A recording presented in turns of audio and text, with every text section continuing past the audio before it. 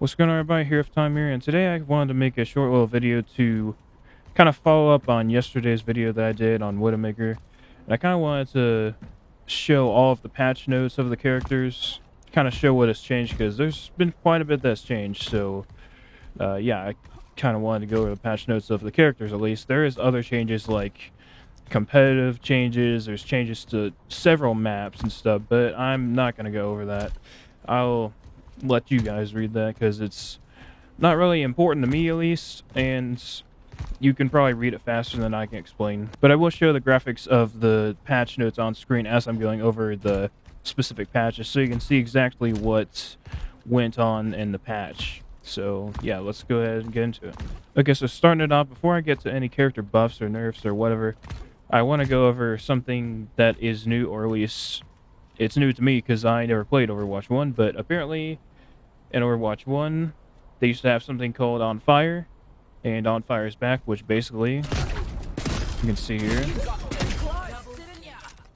maybe, yeah, there you go. So if you look on the bottom left corner, I have a little blue icon, and also here you can see a little blue icon too, and it's called On Fire, and basically what it is it just kind of shows off that you're doing good. Kind of like, hey, I'm good at the game, kind of. And you can get this by getting kills, by using ultimates, even getting mitigation, healing, getting saves, all that kind of stuff you can get On Fire from. So, and boosted damage too, crowd control, all that kind of stuff. So it's not just from like kills or anything. Apparently before it was just from kills or whatever, or if you had high kill streaks, such as Genji, but that's no longer the case. You can get it from healing, from saves, all that kind of stuff. So that is something I wanted to mention before I get to the buffs and nerfs. Okay, so starting off with Junkerqueen, there's been two changes that aren't that significant, but they're there. So first one is her ultimate cost is increased by 15%. And I guess Blizzard just wanted to make it harder for her to get her ultimate because with all the abilities she has, she could get her ultimate pretty fast and just wreck everything, and Blizzard didn't want that. And I don't think people want that in the game either. I also had issues with her kind of destroying everything whenever I played against her. So yeah, her ultimate cost increased by 50%, and then her commanding shout, the temporary health is reduced from 200 to 150. So instead of getting 500 health, you will have 450 with the shout. So not a huge change, not huge changes, but they're there. So that's the first one as Junkerqueen. The next on the list is Roadhog, and the only thing that changed about Roadhog is something that I think is stupid that they changed. I don't know why, but when you use a breather now,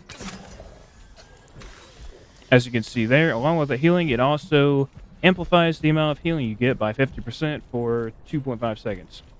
So it's very similar to what Ana does with her bottle. When you hit one of your allies with a bottle, amplifies their healing.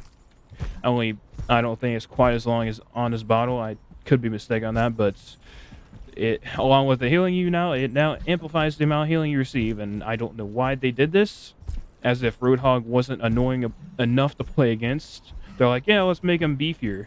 And they even said that in the dev comments, that we would like Roadhog to be even sturdier, as he's an immobile tank with minor damage blocking ability. I don't know. I don't get it. I don't agree with it, but it's there. It's a small buff. It sucks, but yeah, that's for Roadhog. Alright, so moving on to McCree or Cassidy, whichever one you like to call him. He's had some major changes. I wouldn't exactly call them buffs or nerfs, but they're changes. So his grenade is the big thing, and there's a lot of info here, but the main thing you need to know is it no longer has a travel range. So you can throw it literally across the room and it will go to your target. It used to have a travel meter distance of 10 meters. So you can now throw it across the room and it'll stick to anything. So I don't know why they did this, but they did it. As you can see, I threw it across the room and it hit the bot, stuck to the bot. I guess it makes sense because it is a sticky grenade, but that is one of the major things. And so the impact damage is increased when you hit the grenade on a target, the damage is increased. And then the damage in general has a major decrease, but the big thing about the magnetic grenade that's changed is it will slow targets, and it will put them in a hindered status, meaning they can't use abilities and stuff for a small amount of time while they have the grenade on them, and after the grenade explodes and everything. So basically what the grenade does now is not only does it deal damage, but it slows targets so that you can shoot them, throw a grenade at them, that doesn't kill them, they're slowed so you can shoot them and finish them off. Now that's the major changes to McCree. I don't personally like it. I would rather have the grenade just do more damage and not slow you, because I mean you're dead either way. Either you get killed by a grenade pre-nerf, or post-nerf you get slowed by a grenade and you get shot anyway and killed. So I would rather just have my misery ended instead of have a grenade slow me down and then be shot and killed. But that's just my opinion. Okay, so now we got Hanzo. There's some slight changes about him, nothing huge. The sonic arrow. Whenever an enemy Hanzo shoots the sonic arrow, you can now hear the sound effect, and you can briefly see the sonar pulse, like that. At least that's what the nerfs said, or that's what the patch notes say, but I have not really paid enough attention to it to tell. And then your storm arrow, maximum damage is reduced from 125 to 120. So it's not anything major. Now it says in the dev notes the reason I did this is so that heroes with 250 health won't be eliminated with one critical damage shot. So I don't know. It's not a huge difference. It's just 5 damage difference. So I don't really see a difference, but those are some small Hanzo changes. Alright, so for Mei, she has some similar changes to McCree, but not exactly the same. So her damage per second is reduced from 100 to 55. And so it's the same trade-off as McCree's grenade. So you get less damage, but they're being slowed. And although you could slow enemies before, it's similar to Overwatch 1, but not exactly, because you can't freeze enemies solid. But when you shoot, they'll have this stacking, as you can see there, freezing effect. And it's not constantly 40% frozen all the time. It scales from 30 to 50% slow. So, you know, it's not a huge difference, but you get a ton less damage, but more slowing effect. And then the secondary fire, you also have a slowing effect too. So that's most of it. Yeah, I think that's all of Mei's notes that have been changed. So that's it for me. So this next change is a little bit of a different change that I can't exactly show here because I don't have 2 players to show it. I only have myself and the bots here, so I can tell you what it does though. So this is one for Reaper, both Reaper and Moira. So you have Reaper's Wraith mode and Moira's Shade. So whenever you're immobilized by something, so for example, McCree's Magnetic Grenade, or Junkrat's Trap, or Zarya's Ultimate, anything like that that immobilizes you in place, or something like that, it will not let you go into Reaper's Wraith mode or Moira's Shade mode. I don't get it at all, because that is the whole point of having Reaper's Wraith mode and having Moira's Shade, is so that you can have better survivability from those things. Sure, it's not useless, but because you can still avoid being killed from other things, from bullets and stuff, but it's still stupid, because that was the whole point, you know, so you don't get killed by a grenade from McCree, or by Zarya's Ultimate, or Junkrat's Trap, or whatever.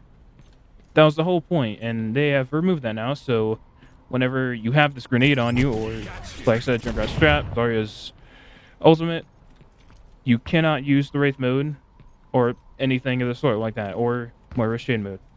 I don't know why, but that's a pretty significant nerf, I'd say, for both Moira and Reaper, so that kind of sucks as somebody that plays quite a bit of both characters. So now we got Tracer. It's no surprise that there has been a little bit of changes to Tracer, as she does have a mythic skin, so there's no surprise they would focus on her a little bit, but her I'd call it a buff.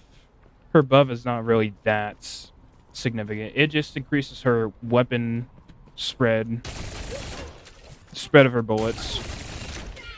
It just increased the spread by 15%. So you probably can't tell a huge difference, but I can tell a small little bit of a difference. So basically she's more useful from ranged than she was before, and just spreads the bullets more. So that's all there is for Tracer. So obviously now we got Widowmaker, and I covered this yesterday, so I won't go over it too much, but basically her fall off distance from where she can shoot and get the most amount of damage is decreased. So you can no longer headshot from ranges past 60 meters. So her fall off range is reduced from 70 to 100 meters to 40 to 60 meters, so a lot less fall off range. So, but I'm not going to touch on that too much, as I made a whole video about it yesterday. So if you want to know about how far you can shoot from certain maps and stuff, make sure to check out that video. Okay, so up next we've got Lifeweaver, who has pretty significant amount of changes. He's got quite a bit of buffs. So the first change is his petals on his back. They used to be able to like shoot his petals really well and damage him like that. And what's been changed is the petal ornaments on his back have had their size and hit volume reduced by 10%. So you can't shoot the petals as easily, as you can see, and the size is smaller. It's not a huge difference, but I personally don't think you should be able to shoot the petals at all, because, I mean, it's not a part of his body, so I don't know why they are even a thing. They should just not have that at all, to where you can shoot his petals at all, because it's not even a part of him. But, you know, whatever. That is the first change that has happened to him, though. So another change that's happened to Lifeweaver is he has his healing increased. So he used to heal for 65 per charge hit, but now it's 75. So it's not a huge change, but it's a pretty good change, I'd say. It buffs him quite a bit. And then for Lifeweaver's thorns, basically it just increases your damage. You can read all the details here, but the damage per projectile is increased, the radius is increased, ammo is also increased to 70 instead of 60. Just more damage for him, so that's pretty nice. Okay, so for Lifeweaver's pedal platform, the distance that you can walk on the platform is increased by 15%, so you can kind of walk on it more, which is very nice. And also, the radius that you are able to activate it on has been decreased, so it's not as easy to activate now, as you can see. You kind of have to get up on it. So a lot of times when I used to play Lifeweaver, I would get people on my team, or me myself, accidentally stepping on it when I didn't want to, when I was trying to get like an enemy tank that was going after us to step on it. So that's definitely very useful. And so now for the life grip. The life grip now heals for 50 health when you grab somebody, which I think is probably the biggest buff of this whole thing. And also the cooldown is decreased from 20 seconds to 16 seconds, so you can do it more often as well. So a pretty significant change, so that's pretty nice. And then the last thing is, just like Junkerqueen, his ultimate cost has been increased, but by 8%. So that's a little bit of a nerf, but I mean, I'll take it for all of the buffs he's been given. So I'm pretty happy about the changes the Lifeweaver's been given. I feel like he can actually be viable in comp now, so I'm pretty happy about that. Alright, so that's it for all of the patch notes for the characters as far as I know. But let me know if I missed anything, and I'll be sure to cover it in a future video or in the comments or in the description below. So just let me know if I missed anything. I do believe I got most of everything. I think I got everything for the characters. I didn't cover on, like I said, the competitive changes or any of the game changes like the map changes or any bug fixes or anything, because that's just stuff you can kind of find out on your own patch notes, and it doesn't really have to do with characters. So thank you everybody for watching. I hope this video was helpful to you, if you're curious about the different patch changes there was in the Season 5 patch notes. And if this video did help you, make sure you subscribe so you can catch up on my latest content, and I will see everybody in the next video. Bye.